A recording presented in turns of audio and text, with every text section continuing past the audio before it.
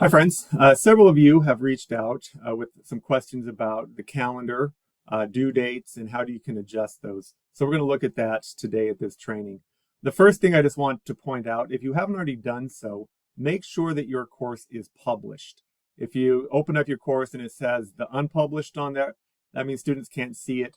So just make sure that it's published. All right, so let's go ahead and look at the calendar in the way that it's currently set up. Okay, so you see that when they created the courses, they created them on Mountain Standard Time. So what that's actually done for us here in the East is it's pushed all the classes a day later.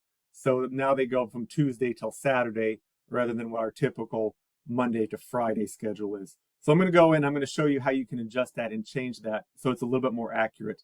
And also how you can keep the classes opened and locked for certain days and what that and how that can be helpful.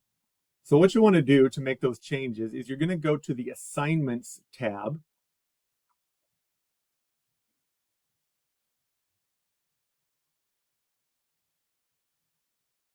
And you're going to click on this menu item here, and you're going to go to Edit Assignment Dates.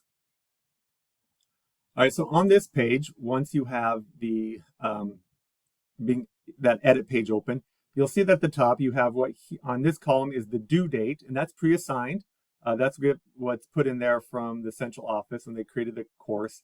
And then you have the available from and available until, and those are left empty. The available from and the available until is when you can have the class opened and then locked when they're done with it. And I encourage you to kind of keep a 2-day window for that so that you keep the students moving on the courses that they should. It's good to keep the course open for an extra day because if there's discussions or things, they might want to go back to the previous lesson to see the discussions or comments that were made. But you want to also keep it moving forward so that it doesn't become unmanageable trying to keep track of all the comments and the work that they do. And if they're going back 2 weeks to complete a course or just kind of keep them moving forward. And then later, if they need to do makeup work, you can unlock those or open those back up with them. But let me show you how to change those dates. So just come down to where you're currently at. So probably around September. You'll see that the first one for DNC 97 is currently scheduled for September. But that's a day later than I want to have that class. So I'm going to schedule it for the 3rd. And you'll see when I do that for September 3rd, it changes it and it makes it available starting at 1:59 a.m. Okay, now I want that class to be open starting on September 3rd. So that's the due date, remember right here.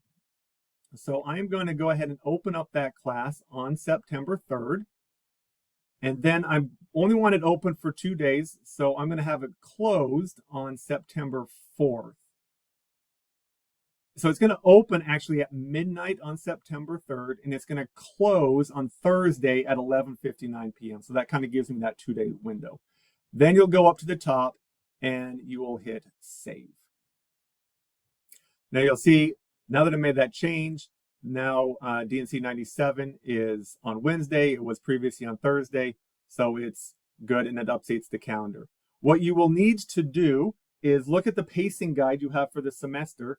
And when you're updating the due dates and the open dates and the open until dates, just use the pacing calendar for those lessons. You'll also want to look at what days to skip because you'll have holidays, you'll have Thanksgiving, all those types of things. So use your pacing calendar to make kind of put in what the due dates are and when the classes will be open and available to the students.